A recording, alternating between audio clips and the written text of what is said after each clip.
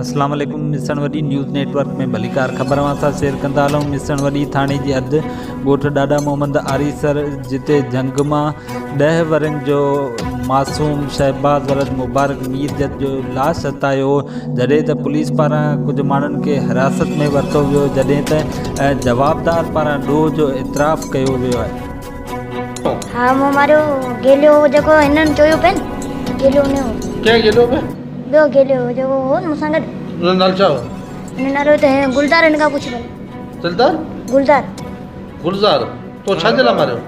मूं हुते असांखे डेली मां भेण ते ॻाल्हि ॾेई वेंदो ठीक आहे हा ऐं ग़लति ॻाल्हि हिकिड़ी कोन थो करे। हा हा डेली मां भेण ते ॻाल्हि ॾींदो हिकिड़ो ॿियो भाई जत हा। उहो पोइ डेली असांजे घर वेठे तॾहिं मां हुनजे भाई मारी आहे। असांखे डेली ॻाल्हि ॾींदा हुआ न, हा मुंहिंजो भाउ वेंदा होॾे वेंदा हुआ न दो हेॾां वठी ॾे, हा उन्हनि खे मां भेण ते ॻाल्हि में विड़ंदा हुआ असां, उनजे करे मूं मारियो आहे न। उहो हुते अॻ में हुते उनजी मौत खणी बीठो हो न, ऐं वठी त कमाईंदो ईंदो आहियां न, हा उतां फिरी आयो त हीउ बीठो हो अॻियां तू अकेलो है?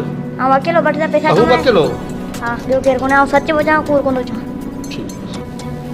वेठल घर पंहिंजा लॻ लतीफ़ाबाद स्टाफ उमिरि अटकल 8-9 साल 9-10 साल।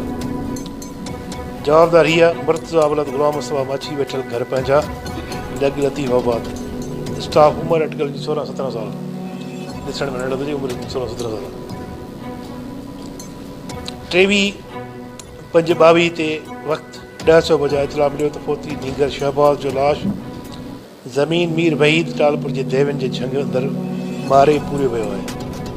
जो बर वक़्तु SHO मिसण जनाब शकील अहमद राजभर साहब जो पंहिंजो जमाली साहब, DSP CIA मोहम्मद उस्मान लिगारी साहब